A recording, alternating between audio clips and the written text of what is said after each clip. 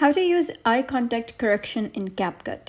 Hello guys and welcome back to the channel. In today's video, I'm going to show you how you can utilize CapCut's eye contact correction feature on your iOS or Android device to enhance your videos by adjusting eye contact for a more engaging appearance. So let's get started.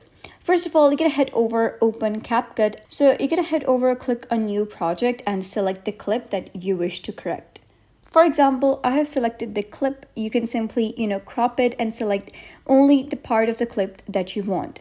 So here you can see that this girl is not looking at the camera at all.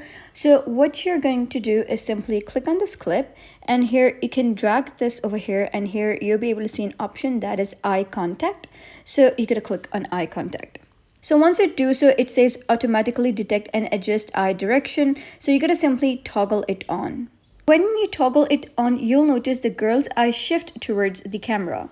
And if you have multiple clips, you can simply click on apply to all, and that's it.